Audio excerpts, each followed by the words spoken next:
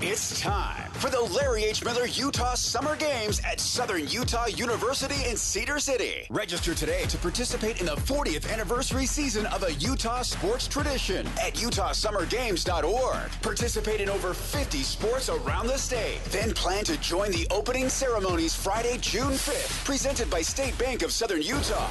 Register today to participate in the 40th anniversary season of the Larry H. Miller Utah Summer Games. Hello, I'm here during the lunch rush with Janice, who owns her own food truck. Best cheesesteaks in town. Janice traded up to Geico Commercial Auto Insurance for her food truck business. We're here where she needs us most. They sure are. We make it so easy for her to save, with customised coverage that grows with her business. Sorry, I just get so emotional talking about saving folks money. Not this onion I'm chopping? It's just so beautiful. Oh yeah, no, it's the onion. Get a commercial auto insurance quote today at geico.com and see how much you could save. It feels good to Geico. Welcome back in on this Wednesday morning. We're going to talk a little golf with our local golf major winner. You know who that is? That is Mike Weir, right? I think he lives over in they used to call him Draper, but I think he's moved. Well, in fact, I know he's moved. I know where he lives, over there in the Sandy area. And this week is the senior men's championship, coming 1 week, obviously, after the majors, the Masters. And that was thrilling to see Rory McIlroy do his thing. And this field is absolutely loaded. That's what's cool about golf. Name me a sport that, what would be, just connects. Maybe connects is the best word, right? Connects best with the past and the future and the present. So everything all together there, right? The past, I mean, they really honor it. You know, the ceremonial tee shots that the guys go and tee off of Jack Nicklaus's. Is Jack, when you think of Jack Nicklaus, who does he compare to in other sports? Does Jack Nicklaus compare to Michael Jordan? Wilt Chamberlain? Who's the greatest, what we consider old-time basketball player? Can we go, it's too early to go, certainly somebody like a Kobe Bryant. LeBron's still playing, so he wouldn't count. I'm even hesitant to go Jordan, even though it's been 30 years now, literally coming up on it, since he won his last title for the Bulls. That seems sort of funky right there. It seems like I can't go there. That's too recent. But Jack Nicklaus, you know, and it's 40, 40, he won 86. 86 was his last Masters. Is that 40 years? Yeah, it's 40-year anniversary this year. 40-year anniversary. And they highlighted that. And how he kind of came up, if you were like a horse race, when they were coming down the stretch, he was not in the lead. I watched some of that before the actual coverage began on Sunday, just to refresh my memory. And so he's a legendary name, right? And there he is hitting balls. That would be like, I don't know, is Wilt Chamberlain, does that resonate?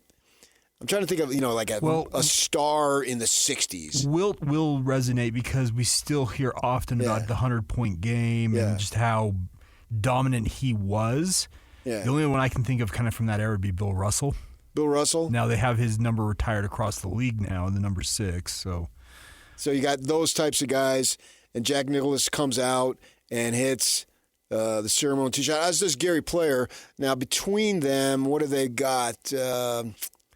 18 and 9. What's that? 27 majors? Wow. So maybe that is like Russell and Chamberlain going up there and doing the ceremonial free throw or I don't know, first tip. They don't have obviously in baseball they have the first pitch. But they do a great job. And today we'll see in the big leagues that everybody will wear 42, right? Because it is the recognition of Jackie Robinson. Jackie Robinson day today. And so they make a big deal about that, obviously, as they should. I've got no problem with that.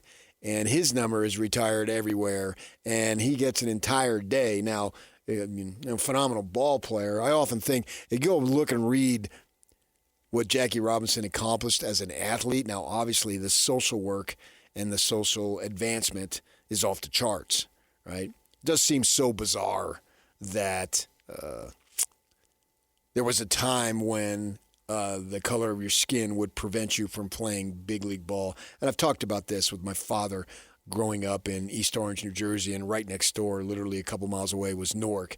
And they had the Negro League there. The Newark Eagles were his favorite team, and he used to talk to me about that. And I had an opportunity to go to the Negro Baseball Hall of Fame in Kansas City when I was in there once for work, I think it was. But anyway, I went through there, and that was kind of cool because he had told me about that. And so recognizing Jackie Robinson, well, you look at this field that we're going to see with the Senior Open or the Senior Championship. Well, you got your foreign guys, right? So you got guys like Goosen, Olafable, Longer, Ernie Els. We've all heard of those guys, right? Big time. And then you got your stateside guys that are there. Big names, Sabatini. I just spoke about Mike Weir. KJ Choi obviously is of Asian descent, but he lives in Dallas. Appleby, guys that I've followed my whole life. And it's sort of cool to see them continue because they can still play golf at a high level relative to the way we all play, right? Absolutely. And so that gives us something to watch. Also, this week is the Hilton Head one. And they view that as RBC Heritage, the signature event. Now, I spent a week in Hilton Head, and they got the Sea Pines area, which was one of the most unique areas that I'd ever been to. And they have so many golf courses there. This one, where they play the RBC, it's a little out of my price range. It was up in the $400 or $500 cost that I'm not. My wife plays, so that's going to be double. But when we were there, they were what do you call it? I guess maybe aerating the greens. Is that what you? Anyway, the course was closed, and so I wouldn't have got to play it. But we were riding bikes, and what I did is I rode on the cart path through each hole, and got a feel for that. Super, just an interesting course.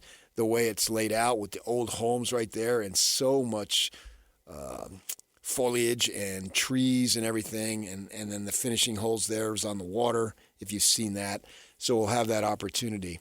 And I guess we're having trouble connecting with Weir. But Weir is teeing off tomorrow on hole 10, and his playing partners are Vijay Singh and Vaughn Taylor. And I got a Vijay Singh story that cracks me up. Several years ago, when he was on the PGA Tour, he was playing in Las Vegas, and they play that tournament in October usually, right? And it's on the west side over there in Summerlin for those folks who know Vegas. And they've got a J.W. Marriott right there. BYU's football team used to stay there when they would go into Vegas, so I'd been there a couple of times. And I was staying there myself. I was going to Jimmy Buffett concert on Saturday. So we're down there in October, and he used to play at the MGM. He would do like the last couple of Saturdays. And right before he died, about 6 months before he died, I saw him in March. And it was his 35th show that he was playing at the MGM. So he was a regular. And the place would go nuts with the coconuts and all the parrot heads and stuff. So anyway, we're there for the weekend, right? And I get up early, as I often do. And I thought, I'll get in a workout before things get going on that Saturday. We're going to hang by the pool and have some fun and then go over to the MGM and enjoy the show. And who's in there but working out early in the morning is our guy, Vijay Singh. And he's got a personal trainer. And J.W. Marriott is a little bit better, obviously, than the regular Marriott workout rooms, right? It is more like a mini gym, I think you could say. And so I'm working out there. I walk in, and I see VJ. And I'm a golf guy. I recognize him immediately, right? And it's him. He and his trainer are the only two besides myself. And every time I thought, well, maybe I'll just say hello to VJ. I'm not going to bother him because he's right during his workout, right?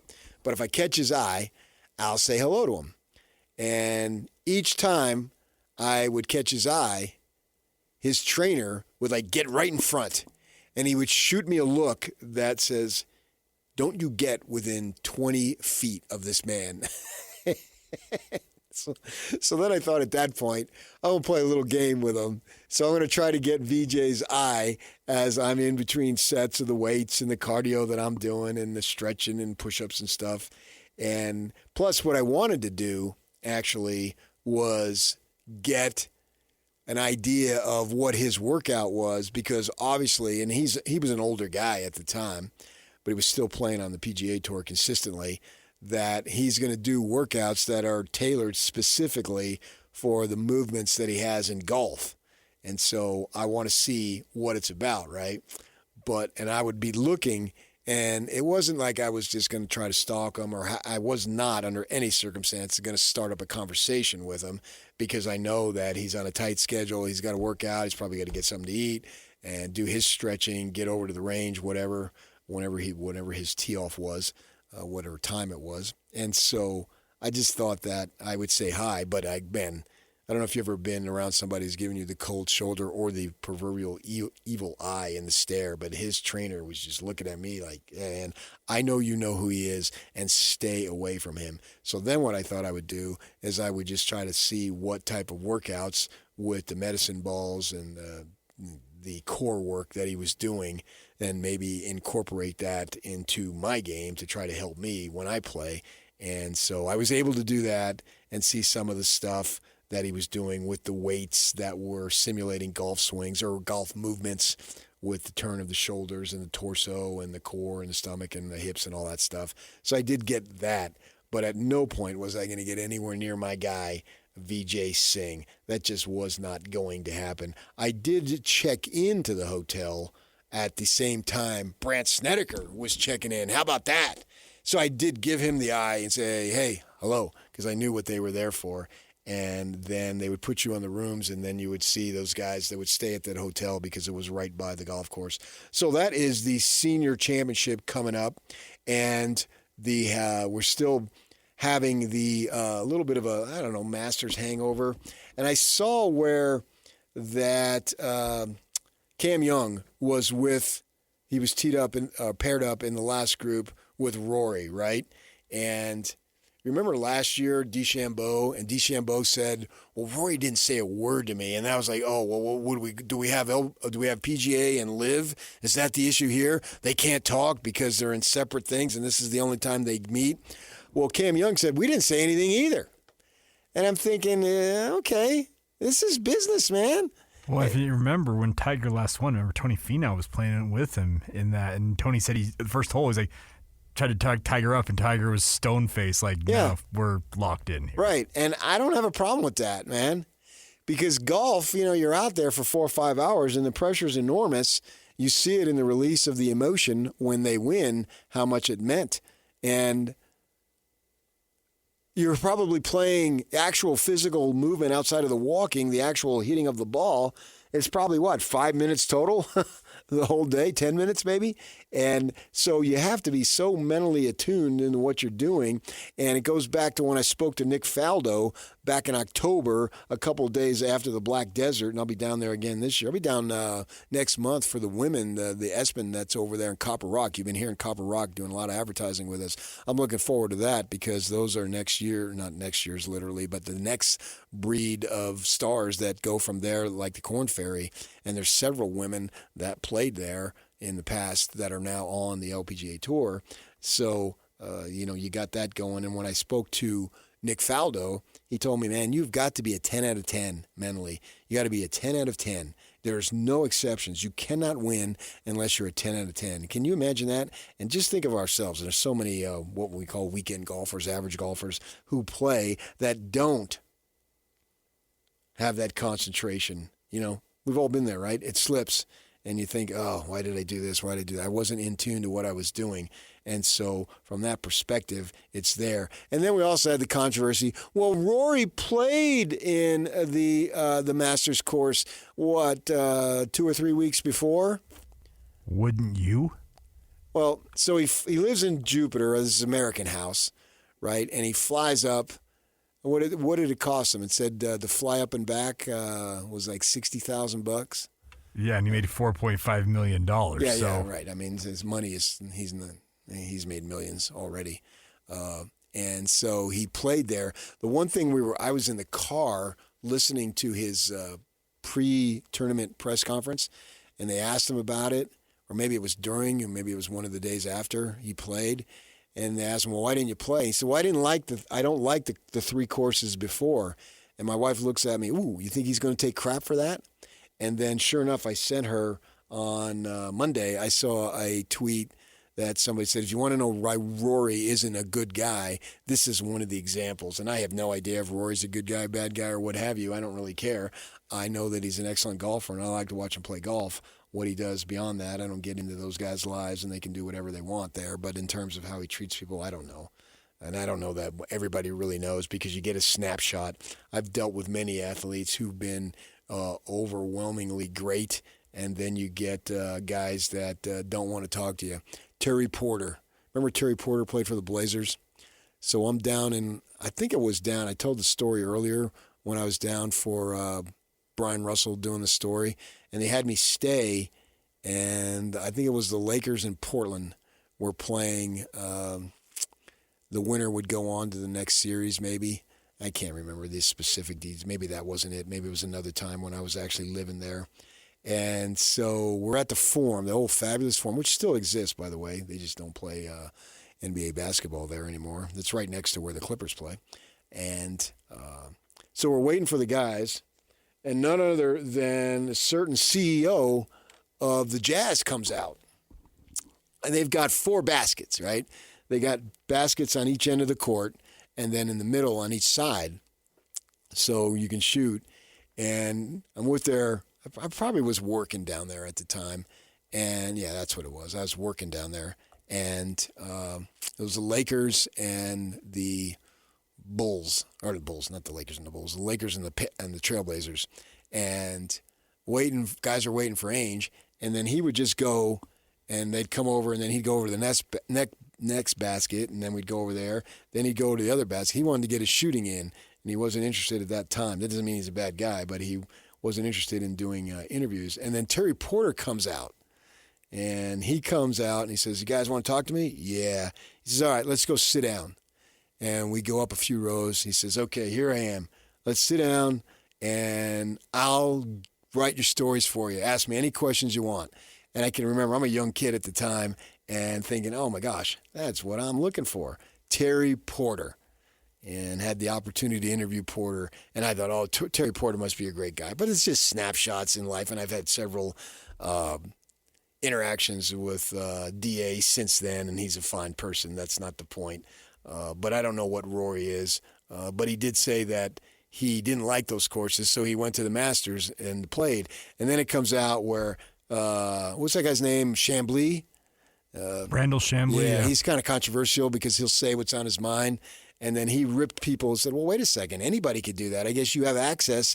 If you are in the field, you can come and play as much as you want. So if Rory did that, and then he won and he talked about it, it'd be interesting to see next year how that plays out, what they're going to do as far as that goes. All right, that is your golf for today. The Senior PGA Championship leaderboard will be getting underway tomorrow. We'll be able to follow it as the tournament gets underway. And that's over there. What do you say, in Bradenton, Florida? Yeah, Bradenton, Florida, Concession Golf Club. Yes, and I make a lot of concessions when I play golf, that's for sure. All right, stay with us. Maybe we'll get Mike Weir another time. Coming up next, what you may have missed, stay with us right here on 97.5, the KSL Sports Zone. This is Jake Scott and Ben Anderson.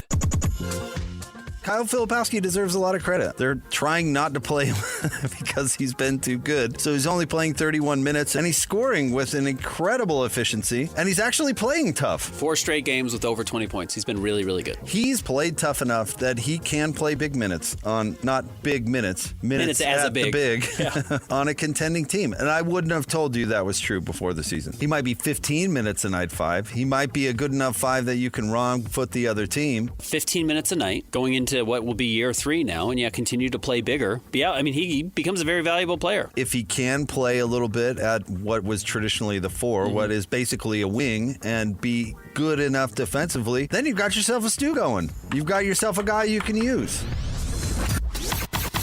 Catch Jake and Ben weekdays from 10 to noon on 97.5, the KSL Sports Zone.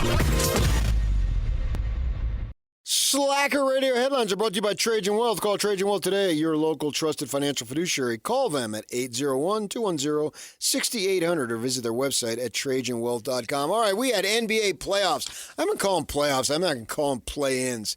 2 exciting games. The Charlotte Hornets get a late layup from Ball, and then Bridges blocks. I forget who he blocked, but it was somebody right at the buzzer, and they win in O-freaking-T.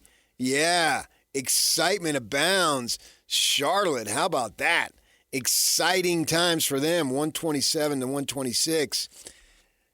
Decent overtime, 13-12 they outscore them. And then later in the evening, that other game came right down to the end. The Trailblazers go into Phoenix. Phoenix just squandering home court advantage such as it is, and lose to the Blazers 114 to 110. So now the Blazers, they get the 7th pick, a spot I should say, in the playoff. And way to go. Way for the Hornets. They celebrated wild. They dogpiled out on the floor.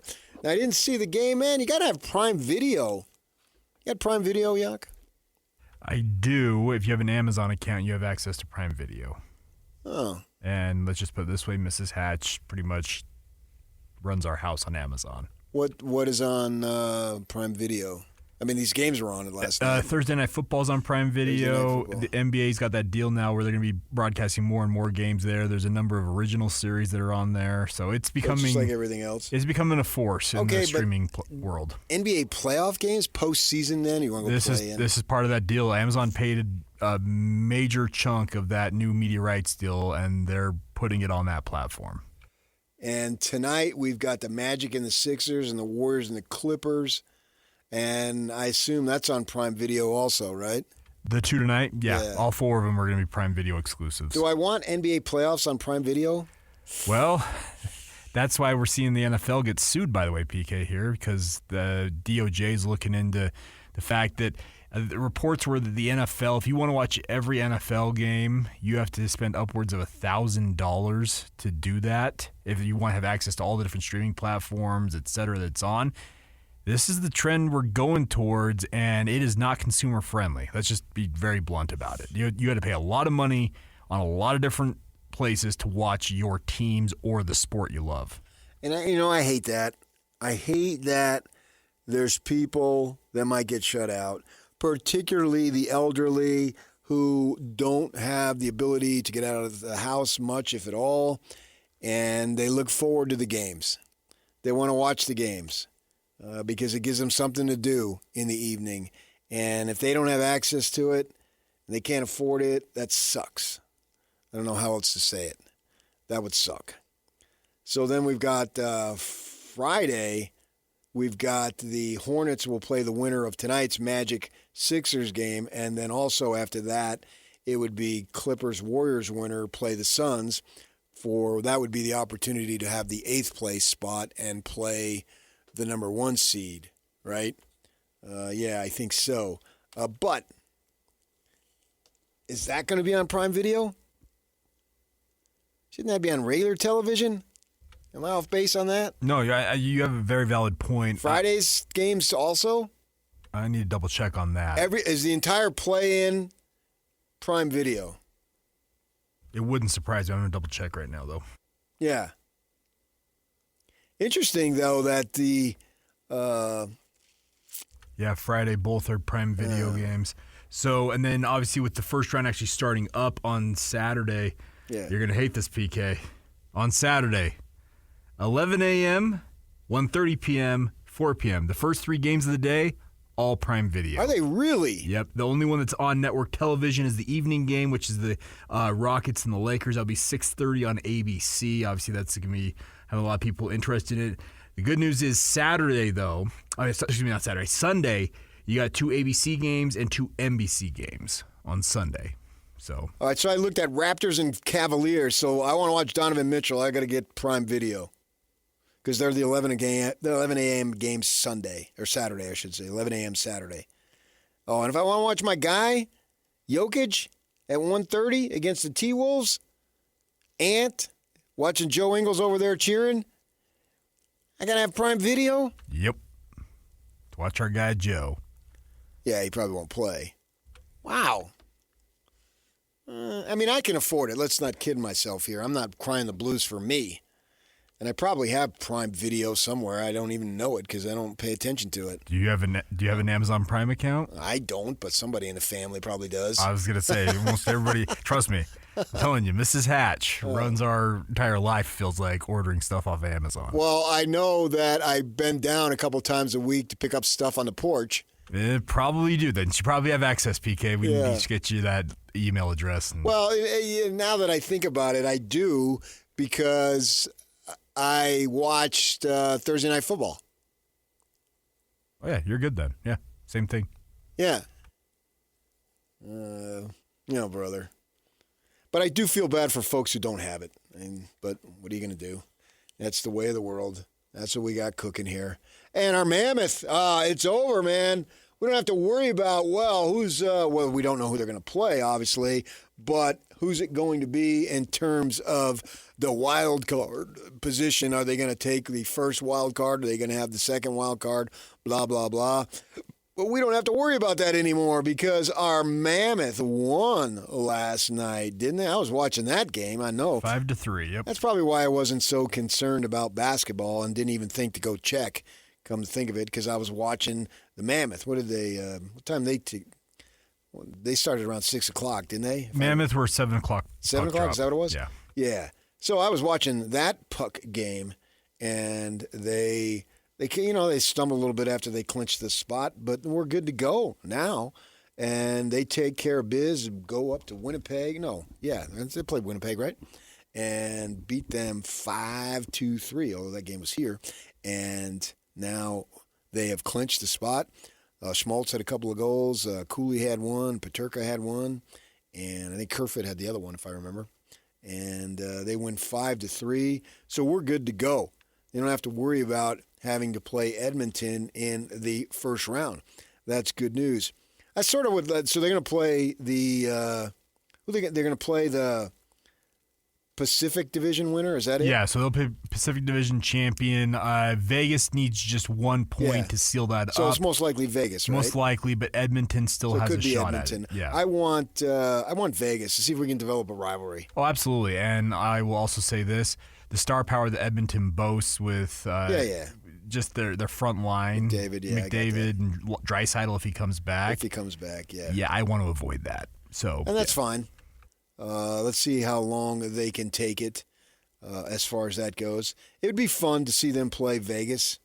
Vegas just fired their coach, didn't they? Yeah, Tortorella has taken over, and he's got them on a run here. The last I saw was 6-0-1 since he took over. And have you ever listened to some of his interactions? Talking about Tortorella? He's a feisty dude. Oh, yeah. There was one I saw, I was checking him out when they made the move a couple weeks back, and he's in the locker room talking to the guys. Tommy Lasorda would blush.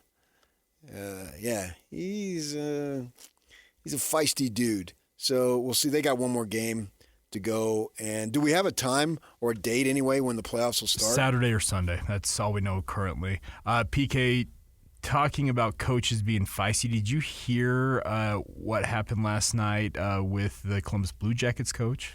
No. Let's let you hear this. This is I finally found it on the internet, but so here you go. Here's what he had to say. So Columbus was in a playoff position late into the season, has fallen off. They went like 2-8-1 down the stretch to miss out on the playoffs, and it's Rick Brown. This is their head coach. This is what he had to say after the game last night when they lost to the Washington Capitals. No. And you know what? All you got to do is look at the stat sheet. 3 hits, 23 giveaways. Like, I don't know if I'm back, but if I'm back, I'm changing this culture. These guys, they don't care. Losing is not important enough to them. Maybe it's not working, but he ripped the team, said that essentially they have no heart. say that they have no heart, what else can be worse? Not. Because your skill level is all varied. But does your heart, your ability to play with heart, with passion, is that not something that you can control? Is not something you could make a conscious decision? I'm going to do this, I'm going to do that.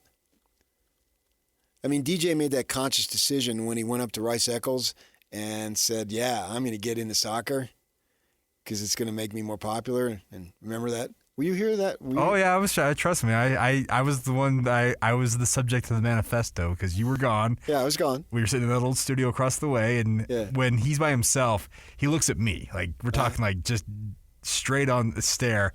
Goes off on the manifesto, and I'm like, oh, this is gonna. You knew it? Oh yeah, I'm like, wow. Made a conscious decision then and there. Okay, here we go. And he said he slammed me that I wasn't there to interrupt him. Yeah, PK's not here to interrupt me, so here we go. Yeah, I went up to Rice Eccles. That's why my motives were completely pure at all times. And I saw the fan response. And I swore then and there. I had to get in on it. I needed to cash in. And little did he know that I'm sitting at the airport. I don't know if I'm on a work trip or a personal trip or whatever it is, and I'm listening. Thinking, oh my gosh. I think you texted me and said, you better pull that. Did I? I think so. Yeah, I was listening to it. So you can make a conscious decision to play with heart. There's no reason not to. And if your coach is blasting you, man, I would take that personal. But, and I don't have any problem with coaches saying it. Anytime they want to speak the truth as they see it, even if it's not viewed as politically correct, are they allowed to say it? Should they say it? Well, I think that, you can argue, behind closed doors, blah, blah, blah. But sometimes you got to get your message out there. And that sounded like it was a strong, strong message as far as that goes. Go listen to that and hear what you have to say. And frustration does boil over, man. These guys, high-pressured business. And it can mirror life, right? All sorts of pressure that's out there. And if you're not meeting your goals, I get it. So I also talk a little bit about basketball, NIL. They're saying that reports are that it's gone up 65%. Now, I can recall, I think it was when he got to Michigan, not while I was still at Utah. Maybe he had said it at Utah, but he also said it at Michigan, that Kyle Whittingham was speaking of, obviously, that NIL is going up 15 to 20%. Now and that's football, and you have more guys you got to pay, obviously. Basketball, fewer, and it was the rage on social media yesterday that it's gone up 65%, which means that if you obviously just do simple math, if you made $1 million, now you're making 1.65 in one season. Wow. Well, what kind of job are you going to be able to get unless you play professionally, play in the NBA or maybe overseas and making high money? You're not going to get it. And Rob Wright, Kentucky, BYU, thoughts being that, well, maybe BYU's back in the picture. And we asked, should BYU overpay? Is that what they want to do? They want to get involved in this arms race. And it was funny how for years the arms race used to be on facilities. You remember that?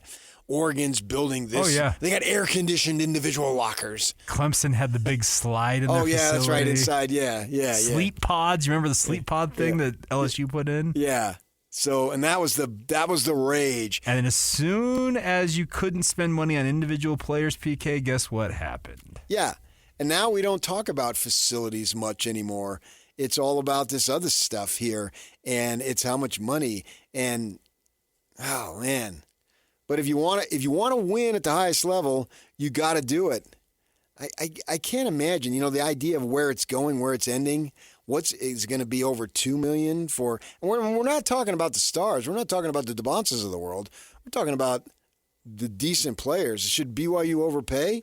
Well, if they want to keep them, they're going to have to. They're going to have to up maybe what they originally had planned, and they got to go along those lines. And it's like, well, what are you going to do? It's sort of like these max contracts that they used to. Oh, they still give them out, obviously, but if you want to keep your guy, and so then you give max contracts to guys, and then they turn out that they're not as good as you think they are. What do you do about that, man? That's kind of crazy to think about as far as that goes, is what you want to do and how much you want to pay. And we'll see. BYU still needs some help in their roster. What, they've gotten 2 guys now? Is that all they've gotten? 2 transfers? Yeah, they've gotten 2. Chandler and that Betsy kid. Looks like, obviously Chandler. I expect him to have a real good impact. You have to remember when he goes to Kentucky, he hadn't played in 2 years. And then now he's going to be, 2-3 years removed from his mission. So whatever Colin Chandler can do, which I think is pretty good, we're going to probably see that with the Cougars. So he's stepping in right at the time that he's learned about the college game, know what it takes, playing a Big 12, obviously playing in the SEC, similar level of competition. So that's a really good pickup for them because we saw and heard from our guy, Kevin Young, said the holy grail to him is shooting. All right, get people who can shoot, particularly from the 3 if you're open, and then also other 4 parts of the basketball floor. And we'll see if they get Rob Wright. I would take him, man. I think coming back, that would be an excellent addition to his team. All right, stay with us next. We'll get you, well, we already got you caught up on what you may have missed, what we were talking about. We'll get you some feedback. And then I think Jake Scott will, only in the way he can, impart just some phenomenal wisdom that he's able to do. Stay with us. 97.5, the KSL Sports Zone. College basketball, saying NIL has gone up 65%. Is this nuts? Tony says absurd. The NCAA is going to have to create a salary cap of sorts. NIL as constituted is unsustainable.